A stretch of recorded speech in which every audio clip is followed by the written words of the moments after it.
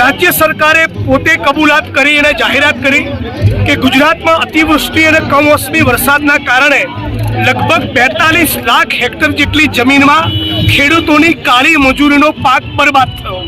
સરકાર પોતે કબૂલ છે, રાજ્ય સરકારનું પોતાનું બજેટ લગભગ 4 લાખ કરોડનું છે અને છતાં મશ્કરી કરતા હોય એમ ખાલી 10,000 કરોડના પેકેજની જાહેરાત કરી છે। આને ગુજરાતના ખેડૂતો, ગુજરાતના નાગરિકો અને વિપક્ષ તરીકે અમે બિલકુલ ચલાવી લેવાના નથી અને એટલા માટે ખેડૂત આક્રોશ યાત્રા લઈને નીકળ્યા છીએ।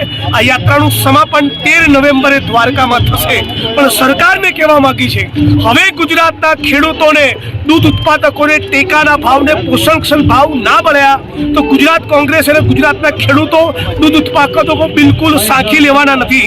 ગુજરાતના ભાગિયા ખેત મજૂરોને તમે 1 રૂપિયો વળતર આપ્યું નથી।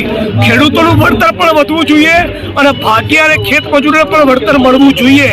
ગુજરાતની અંદર પાક ફસલ વીમા યોજના બંધ કરી આને નવેસરથી ચાલુ કરો।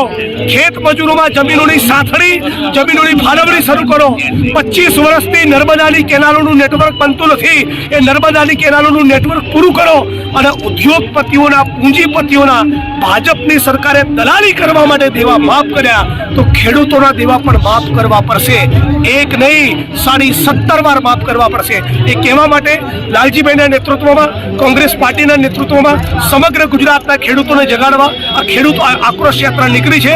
બધા સાથે મળીને કહો, કિસાન એકતા જિંદાબાદ, કિસાન એકતા જિંદાબાદ। ગુજરાતના ખેડૂતોનું દેવું માફ કરો, માફ કરો, માફ